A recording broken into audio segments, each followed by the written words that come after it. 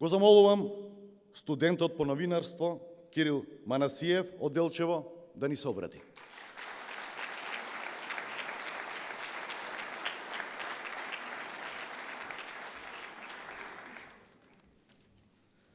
Добар ден, почитувани присутни.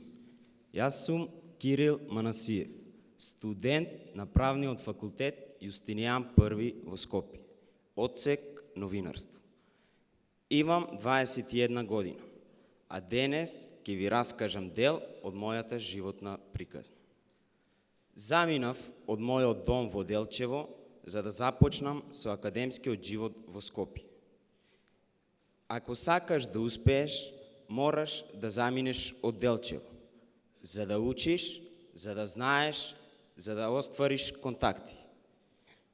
На заминување, мојата мајка ми рече: сине, верувај во себе и простини. Заминав од Делчево и се сместив во студентскиот дом Стив Наумов. Верувам, добро познат на сите од социјалните мрежи.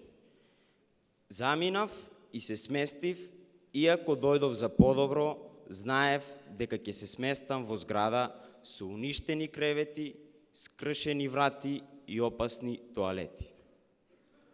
Си велев: верувај во себе, Кирил, верувај и учи и оди си од оваа држава во која власта лаже и краде, додека ти живееш во мула и студ, и го започна своето студентско поглавие.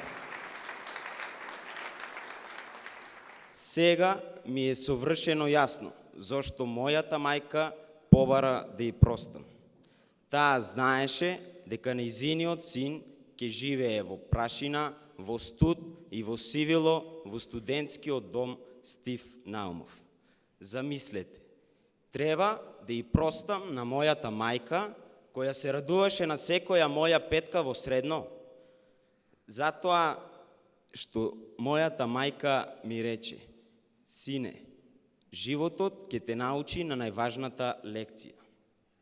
Епа, мамо, јас одлучив, лекцијата достоинствен живот ќе ја положам со 10. Нема предавање, ќе се борам бидејќи може подобро.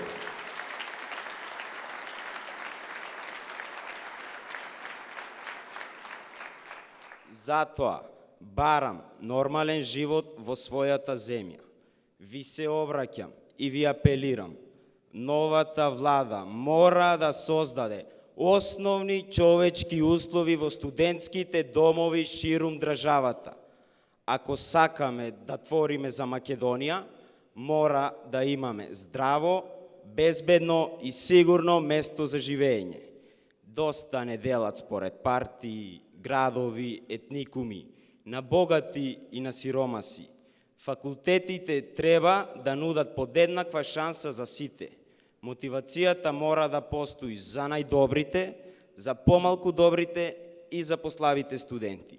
Особено пославите студенти треба да добијат поттик и поддршка. Затоа, идната влада има обврска да се зафати со потребите на младите. Идната влада мора да не праша што знаеме, што сакаме, какви идеи имаме, зошто заминуваме и како да не задржи во државата.